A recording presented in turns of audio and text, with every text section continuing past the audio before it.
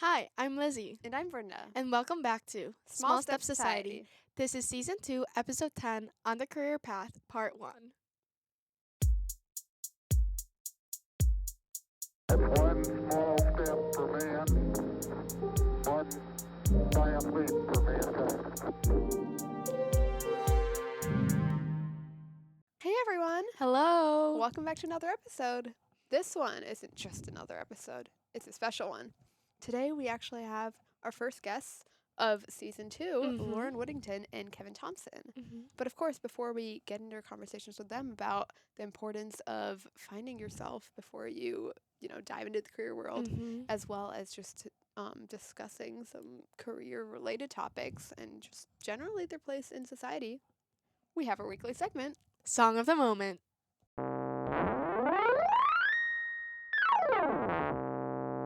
So, Brenda, what is your song of the moment? My song is Crooked the Road by Monrovia. It has a sound that I've just never heard in other music. It's actually Really? a very interesting song. Wait, that's cool. Yeah. What about you? Mine is called APT, or Apate by Rose and Bruno Mars. Crazy collab. It is. It's a very catchy song, too. I haven't heard it yet, so I should listen. But yeah, now that our weekly segment's done, let's bring our guests in. Yeah, so this week we actually had a little bit of technical difficulty while we were filming. So unfortunately, our faces will not be on the video. But our guests will. So don't you worry. You've seen enough of us. Yes. You can still view our guests. Yes. And they do a lot of the talking and a lot of the discussing. So we thought it would be more fitting to have their faces on video rather than ours. So yeah, please enjoy. My name's Lauren Woodington, and I'm a marketer in life sciences. So marketing is the career function I've specialized in my entire life, and I've jumped from industry to industry. So right now I'm in the life sciences at Thermo Fisher Scientific, specifically in the biosciences division and cell biology. So my team really works to help market to academic and biotech labs. We also work a bit in pharma and government and hospital, depending, but our primary audience is ACA and biotech around early discovery. So for cancer research, stem cells, neuroscience, work with recombinant proteins. A lot of really cool work done early on by undergrad and graduate students, and actually marketing to those still in school, which is a different completely activity than we see for those in the biotechs and different career stages. So it's a really fascinating time to be part of that industry. I'm Kevin Thompson. I'm the Chief Operating Officer of an organization called GESI. It's a nonprofit business association, stands for the Global Enabling Sustainability Initiative. It's a 22-year-old group originally born out of the UN, helping digital companies on their sustainability journey. And so we have about our membership has it's about $3.4 trillion of market capitalization from our member companies, and I work all over the world. I have offices in Singapore, Lisbon, Brussels, and then I'm based here. And everything with digital from, like an optimization solution to artificial intelligence. Do a lot with artificial intelligence these days and the data centers that power artificial intelligence, both the greenhouse gas and carbon footprint of the technology, as well as the promise and potential on the application side. And then my second job is this might be a fifth year as adjunct faculty at the Ross School of Business. I teach undergraduates. Speaking to what you just talked about with the rise of AI and kind of how your job has shifted, can you just talk a little bit more about that? Like, especially with I think like the growth of AI in the last even like 3 years, how has your role specifically changed? Well, I'll give you a specific example. 2 weeks ago, I was in Kuala Lumpur, Malaysia, and Jakarta, Indonesia. And before I went on the trip, our team there, sort of pre-briefing everything, offered up a broad range of sustainability topics, circular supply chains, water digitalization, carbon accounting, a whole bunch of different topics, as well as data centers and AI. And every single entity we met with, all of them wanted to talk about AI. And really more importantly, we don't really think about all the digital infrastructure that delivers podcasts and videos and all these things around the world. And when you go to ChatGPT, it's about 10 times as much energy as a traditional storage retrieval based Google search. And when you multiply that differential out, it's about 3 kilowatt hours, the difference between the two. It 8.5 billion searches a day.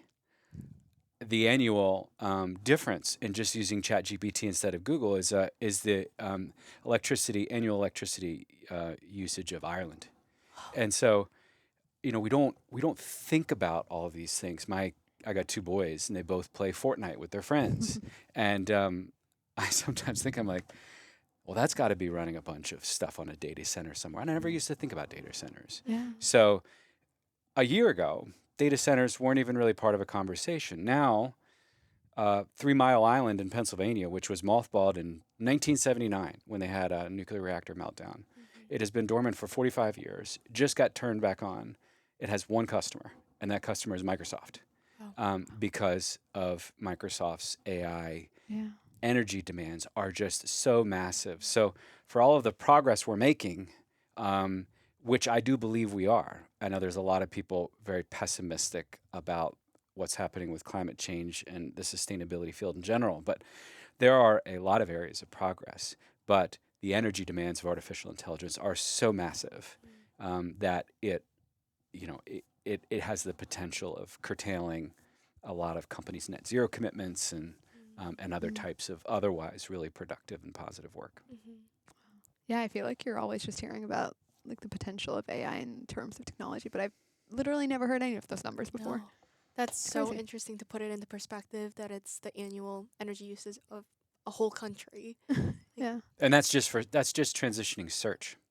That doesn't even get Right. into all of the other things. If people are just for fun doing like AI generated videos, I mean, it is just in the back end, the hamster wheels are just turning.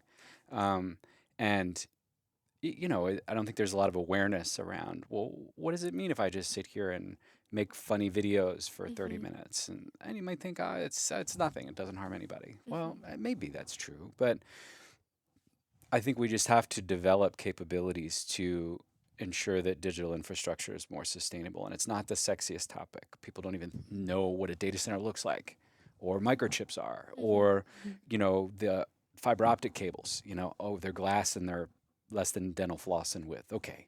But what does an undersea cable look like? There's all of these things that have a huge impact on our lives and on what's happening in sustainability and what's powering AI that, it just at the very early stages of getting woven into public conversation.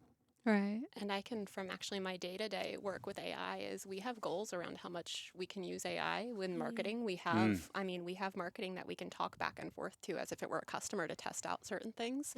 We have, most companies I've worked for have in-house AI capabilities to help support their staff, and there's goals around that. So industry functions are shifting and changing. Yeah. Well, I think we're talking a lot about like the modern use and the modern role of your careers, but bringing it back to where you first started. Do you want to give us a little more insight on how you knew what you wanted to do, like your educational background and how it evolved from whatever you majored in to actually entering the career field you're now in?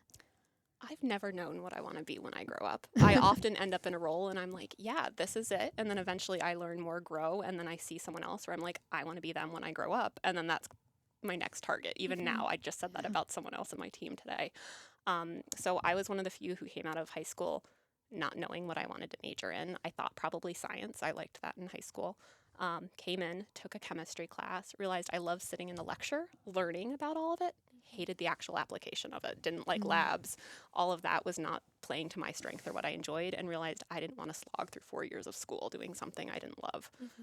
Loved my English classes, so became an English major, and then tried to figure out how I was going to make money doing that. There's a lot of things you can do, but I wasn't sure if I wanted to be a teacher, if I wanted to be go into publishing. There's a lot of ways you can apply that. I'd argue now that being an English major, you can use that in any career, quite honestly, because being able to communicate the written word, especially digitally, is massive. And being able to tell AI what you want it to do is only become more powerful. So learning how to craft those prompts and things, in hindsight, I was pretty smart, but I didn't know that at the time. Ended up being the English major, double majored in communications.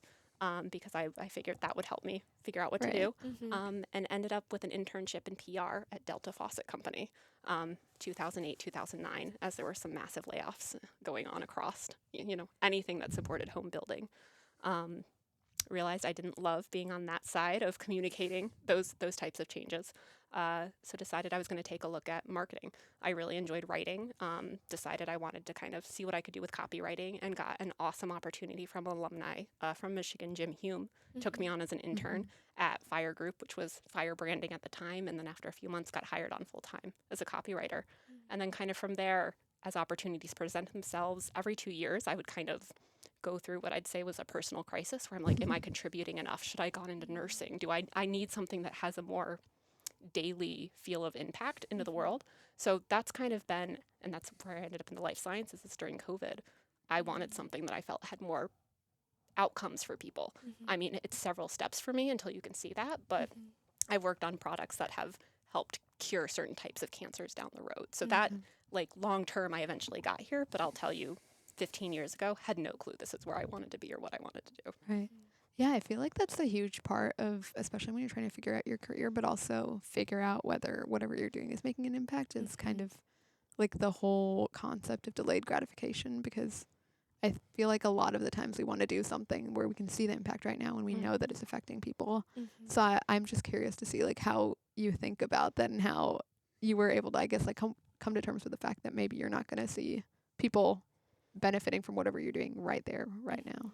Well, I knew in marketing, I can benefit from someone's going to be advertising to you, right? You're going to read something. Let me make it something you actually enjoy reading. I mean, no one wants to read an email, right? So let me make it somehow clever. If I'm going to I've written copy for a candy wrapper, and I was handed out for like Cleary University. Like I got to see the impacts of that in the world. Then there's some just fun things where I've done New York Times ads. Like you just get to picture that and send that to my grandma and be like, amazing. So there's those immediate things that I think help you keep going. But as your life changes, kind of what you want out of it will change. I'd say there's often a ton of pressure early on to know what you want to do, but you don't have the life experience or like the full understanding of who you are until you want to do that. I, in my current role, actually got hired on the cancer research team for marketing. And then the next week, my dad got diagnosed with cancer. So to me, how your life, it's never going to be what you think. So you're going to have, and now it has even more meaning to me than I even thought when I entered the company. So it shifts and changes, and you have to be really, I'd say, comfortable with sometimes being uncomfortable and not knowing, and knowing there's going to be a flux. Yeah. That's really good advice. Being comfortable with being uncomfortable, because it's something that it's hard to be uncomfortable, right? So It's awful. yeah. I've been on calls where I'm giving presentations, and if I could unplug my computer and run away, I'd love to. But then I get to the other side of it, and I know more, and it wasn't as scary as I thought it was going to be going in. I will flag, especially as women going into a professional world, you need to figure out what you're okay being uncomfortable with and where those lines are. There's a lot of times where I think people think this is normal and it's okay to go through something. And if you have the right people around you and the right people kind of giving you the boundaries and guidelines, you'll understand, this is normal. This is an uncomfortable part of growing versus, no, this person's making me uncomfortable in a way that's not okay. Yeah. Do you want to go ahead? I had no idea what I was going to do with my life when I was in college, and I'm actually grateful for that. I think a lot of young people suffer today because there's an unrealistic expectation that you've got it all figured out at way too young of an age. I had the benefit and the luxury of not feeling too much pressure. I wasn't wealthy, but I didn't. When I graduated college, I designed my own major. I called it Natural Systems. I had attended classes at that point from I think 8 or 9 different institutions. So I designed my own major at University of Massachusetts, but I attended the 5 schools there. I'd actually started at UNC, so I was all over the place. As I may have shared earlier, I not until later did I get diagnosed with dyslexia and ADHD, which I think led to both. I actually consider it a superpower now, but at that time, it was a huge amount of curiosity and creativity, but not a lot of focus and organization. And that was reflected in the way I started my career. I finished college. I didn't even interview for a job. It never even crossed my mind to try to get a quote like real job. And I was playing in a rock band that was a lot of fun. And we had a teeny, teeny, tiny record deal. But I did that for a little while, and then I joined the Peace Corps. I had studied in Africa and Kenya as an undergraduate, and I wanted to go back. And so I did, and I lived in Ghana, West Africa for 2.5 years. And I managed a farm and a reforestation project. And while I was running a tree farm, I'd never taken an economics class, but I was convinced I was planting the most expensive trees in the world. And the reason I say that is because I looked at the whole international development space all geared towards this problem, which was very real, which is desertification in the Sahel and West Africa. But all the, whether it was, agricultural aid to American farmers, overproducing corn that then floods the market in these local places, gets sold, and then funds these organizations. And then I'm over there. I wasn't Peace Corps, you don't make any money, but like it still costs something for me to be there. And so that was the beginning of my journey to get into the business world. And I was very anti-business. My dad reminds me that I multiple times said, I'll never work for a large company. I'll never have a computer. And I worked for IBM for 15 years. Oh my gosh. So after Peace Corps, I did graduate school really because it's what a lot of people do when they don't know what they want to do. And I got a master's of science and then an MBA from Cornell. And I, at that stage of life, had always done the craziest thing. And at that point, I felt like the craziest thing was something totally normal. And what was more normal than IBM? And so I felt like that was the wild thing to do. And so I stepped into a very traditional business environment, and I loved it. And I held a number of jobs. I had a lot of rotational assignments, and I got tagged as something called a social entrepreneur, so somebody who creates social change within large organizations. So I got named a fellow with the Aspen Institute, and I created a corporate version of the Peace Corps, which became a really, really successful social innovation, sort of by chance, good timing, good luck. And then Harvard did a case study on that, where I'm the protagonist, and that's what started me on a teaching journey. And so I guest lectured all around the country, and then here I got invited to be an executive in residence in 2017 and 2018. I was still with IBM at the time, and I spent a lot of time with undergraduates who were preparing to do a semester abroad. And I was co-teaching a class, and I realized a lot of these students are really, really suffering. But they're incredibly functional young people that are very organized. These are 97th, 98th percentile kids. Kids I could have never gotten into Michigan. I certainly could not have gotten into Ross. And really highly functional people that were deeply struggling if confronted with a question, well, what do you actually want to do? It was always, the answer was, well, my parents say this, or the job market says that, or my advisor says this. And there was no sense of, and behind that was a lot of suffering. And I think it's now what, we refer to as, lack of wellness and a lack of mental health. And so they asked me to consider teaching, and I was like, well, if I can design my own class, I'll go for it. And so I proposed a class. It's called Intermission. And it has lectures that really focus on helping young people get to a sense of personal purpose. I didn't actually start it that way. It's in response to student need. That's what has come out as the most important topic. There's a lot of scaffolding around and underneath that. And then a learned experience I have, I spent a lot of my life in wilderness areas and in nature and done a lot of climbing and things like that. And so I wanted students to have an experience away from their phones, away from technology, away from their parents, away from all these systems that are constantly telling them what to do, and have an experience. And so I take my students every year on a wilderness expedition in the Utah Canyonlands for a week. So we go right after graduation. And most of my students are seniors. And they do Utah, and they consistently say it was the most transformational course they took at Michigan. Has not necessarily much to do with me. It's that I just created the space for them to ask themselves the more difficult questions, and then to go out into a very challenging environment that's also incredibly beautiful, and really be able to think about things more deeply. And for most of them, I always say in the first lecture, how many people have been away from their phones for more than 2 days? There's maybe 1 or 2 people. And it's almost always because their phone was broken. Not that they willingly gave it up. Yeah. And when they're out there, you can see them go through a little bit of withdrawal, but like by day 3, they're like, I had no idea what it's like to exist without being constantly in touch with everybody and be worrying about all this stuff. And all of a sudden they're like being present a lot more. And so I think it's just giving that space has been a gift for me as a teacher, but also I think for the students. And so I kept going through. I've been in social impact and sustainability for nearly 30 years now. So I've worked in government, corporate, I'm in nonprofit now, and I'm also in academia. So I've kind of touched every sector at this point, almost every sector. Yeah. I think what really spoke to me about the course specifically is what you said about creating the space for people to even feel like whatever they're feeling. And I think that's especially hard nowadays as college students because it's always go, go, go. Like from high school, you're trying to get into the best college. And then from college, you're trying to get to the best job. And it's almost like you can never give yourself that space to just figure out what you're actually passionate about.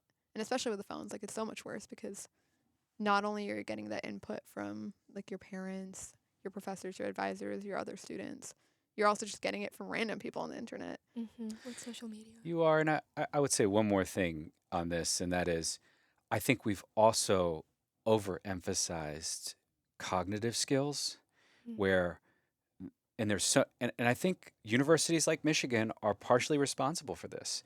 It's become so competitive to be a young person today, and almost everything you're evaluated on is a cognitive skill, and the educational system has undervalued development of character skills. And so you have highly functional, highly capable people with no resilience who are really incapable of identifying what they actually like to do and what their values are beyond generalities and what they're actually passionate about. And if they had a chance to do something, what would that actually be? And so no surprise, there's some suffering. And so yeah, I hope that there are more spaces for people, whether it's this class or whatever people can do to give themselves some grace to just relax.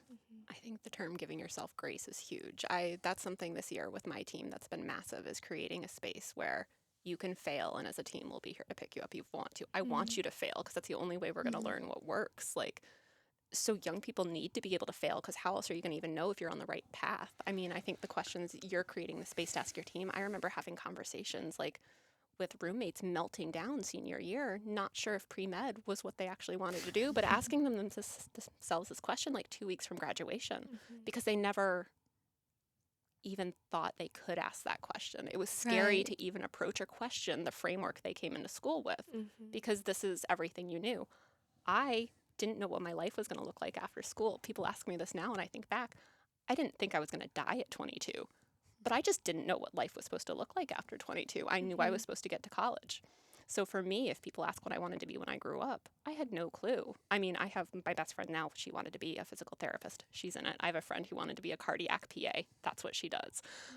But I had no clue, and no one will tell you when I was in high school, this is what I wanted to do, because I didn't know it was safe to question certain things because there was so much a framework. But I remember a time before smartphones. I remember when I had a classmate get the first iPhone, and I was like, that's the dumbest thing. It'll never go anywhere. So I also, though, remember a time where I was unplugged and I could lock myself away and not have anyone find me, and not have my mom try and get a hold of me every hour. So I think it's very different what you guys are dealing with now. I went to college before the internet. Believe it or not, time existed. And I think it is unfortunate that there seems to be this expectation that people will make a decision, I think prematurely, and then the people around them hold them to that. And so it becomes yet another form of personal crisis if you want to walk away from that. And so, I'm not surprised at all that we have a mental health crisis with young people today. You can almost expect it. It's funny you talk about IBM, and I know this is supposed to be about my career journey, but my husband has worked at IBM. But he started out as a bouncer, and then he moved to an accountant for the Detroit-Windsor Tunnel, then a data analyst for IBM, and now he works at a library. But he was from a completely different socioeconomic background and class than I was, where there was no pressure for him necessarily to figure out what he wanted to do, but get a good paying job. And then as he's continued to grow, he's learned more, added education, added more tools based on the experience he had. And now we're somewhere he's thriving and absolutely loves it. But it's taken him 43 years and multiple jobs to find that. But he also didn't have, I'd say, the more formal structure I did growing up, where, this is the more traditional path. Here's how you get into college. You have your parents there to reinforce those boundaries. I mean, his parents have been very supportive, but in a completely different way. There's a lot of different pressures people experience and a lot of safety in what you can actually ask yourself about your reality. Yeah.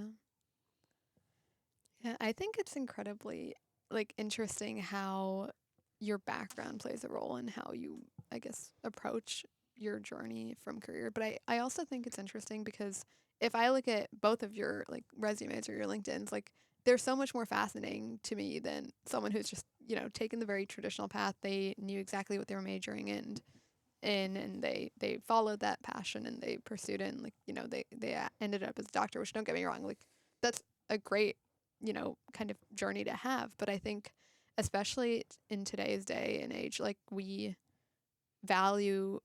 almost value having the traditional journey. And yet when you look at people who are a bit older, you look at their journey and it's not so traditional. So I'm just wondering, one, how did we even get to that ideal? And then two, how, in your eyes, what do you think is a great way to convince people who are a bit younger and trying to figure out the career that they can take the non-traditional path and they will be fine and they'll maybe have a happier time doing it? I think one of the forces that's driven people to have more of a traditional approach and a linear direction has been a function of, I would say, two things. We've had some very dramatic. You mentioned, graduating during the financial crisis, 2008, and the hangover that was still very much there in 2010, 2011. You dial back even further, the shock of 9/11. We've had the pandemic. Boy, I don't think we've even begun to really reconcile how dramatic of an impact that is. And so when people are confronted with so much uncertainty, they do retreat to whatever feels safest. So, I remember when I was going to college, you majored in business if you had no idea what you wanted to do and you weren't that interesting as a person. Yeah. Honestly. And now it's like, goodness, these students that get into Ross, it's impossible to get in there almost, it seems. And so I think there's that, and then so there's just the forces in culture, and then there's competition. There's much more global competition than there used to be, and those two dynamics, I think, have shaped the pressure spectrum, which is, I don't think, healthy for young people. And I also think, if I look back on what are the most meaningful booster rockets in my career, they were almost all had either a dominant force or a contributing force of serendipity, something where I was just open. I remember being way in the middle of nowhere in Africa. I'm meeting somebody. I'm they'll say something to me. I'm oh yeah, I'll go check that out, and then I go do it, and then I meet somebody else, and the next thing I know, I'm actually spending a day with President Clinton. I ended up doing stuff like that. But had I been following this is what the order of operations says. This is the sequence. This is what I should be doing. I would have never had any of those experiences at all. And so I think there is that ability to take on risk, and that can be based on your background. I think that the student debt reality now is so much different. You used to be able to, in a summer job at the Dairy Queen, make enough for your tuition. How far will that get you today? Nowhere. I'm frightened. I've got 13 and 8-year-old boys, and oh my goodness, where are they going to go to college? What's this going to be like? And so I think, and I hope that a lot of these things are cyclical, and I would hope that we'll see a pendulum swing back to giving young people more time to discover, who they are and what they want to do. Because I think premature decisions can be very expensive. and the cost of failed, fill in the blank, when people make decisions that they're not prepared for. The consequences can be quite high. Whereas if you don't have much to lose and you can take some risks and then you can learn from it and develop your character more, develop as a person, then I think when the right opportunity comes along, you're like, hell yeah, that's what I'm going to do. Yeah. And then you jump for it. Mm-hmm. But you don't have to do that at 19. Mm-hmm. I would agree. I joke that I failed up in my career, and not that I've failed. I mean, I've had plenty of failure, and most of the time it's because I failed, I've learned, and then I learned how to implement the change, and that's where the growth happens. Mm-hmm. Most of my opportunities are because I've networked, and not the traditional, I'm going to go to this network event and know this person so I can call them later. I've built real friendships in my career. I mean, mentors and people who, when they've seen opportunities, have come and tapped me on the shoulder or poked me in the chest and said, you need to stand up and do this. It's going to be scary, and it's going to probably be really hard for the first 12 months, but I want to see you do this. I know you can. Or say, I'll bring an opportunity to someone I trust, and they're like, I don't know if that's where growth is going to be for you based on what I've seen. And having those people to have those conversations with, being encouraged to jump off a cliff into something that's the unknown, but within a safe framework, and you have the community to help support you. I don't know if we do that enough for kids in high school or early on. I think there's a much bigger conversation to be had how we prep teenagers to learn. I think some of the traditional track can even start there, because we teach people how to check the right boxes to get through high school often. Sometimes you'll see the highest people who excel are the ones who just know how to use the system. I'll completely argue that I probably can't get into Michigan now, but I was a really great student in high school because I knew what to give them.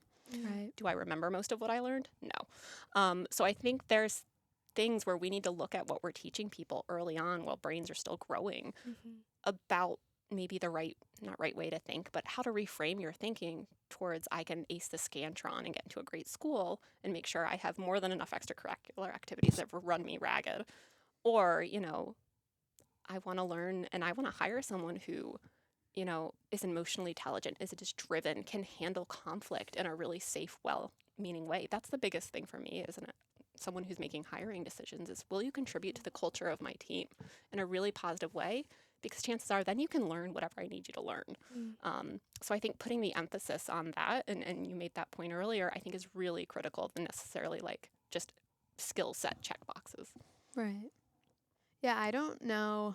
I feel like whenever I speak to people about like the classes I've taken or something, it seems like I've taken really advanced classes, and I always like to say, I feel like I've just cheated my way through school. Not in the sense of, looking over at my friend's paper, but cheating in the way of, yeah, I know how to just do what I need to do to get good grades in class. Like I do my work and I do everything, but it's that question of how do you actually apply that to the real world, especially when you spent, I don't even know how long at this point, like 16 years in school. Like how do you actually go into a career and take skills that aren't just filling out your test form correctly, There's a reason behind those group projects when you're younger, and I don't think you really think about that till you're like in your 40s in a really painful group project in, the corporate world, and you're like, oh, this is what everyone has been prepping me for without explicitly being like, there's going to be a scenario where you're going to be on a matrix team with tons of stakeholders and you're going to have to get something done.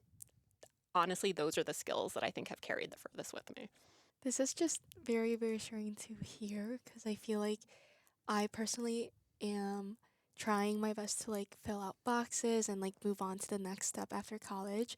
But I also struggled a lot with not knowing what I want to do and if like my decisions are correct in the sense of like, will it help me in the future, and kind of being worried that my mistake now or me questioning my path is gonna lead to a bigger consequence that I cannot recover from. So like just listening to this, and I don't know, is very healing on my end. Yeah. I know sometimes you just need like the reassurance Yeah. from people who've lived through it to know that maybe we aren't totally messing up. Yeah, you're not. Not even a little bit. Goodness. I probably mess up more on a weekly basis at work than you guys probably will once in your 4 years here. Yeah. Well, speaking of that, actually, the funny thing is I'm graduating in 3 years. So that's also what kind of feeds the stress of my life is I'm graduating in May because I made the decision like 6 months ago that I'm going to graduate early because I can, and tuition's really expensive nowadays. Yeah. And so especially now as the deadline looms and I need to find a job, I'm really thinking to myself, did I make a mistake? Should I not apply for graduation? Like, what am I doing now? You know? Go see the world.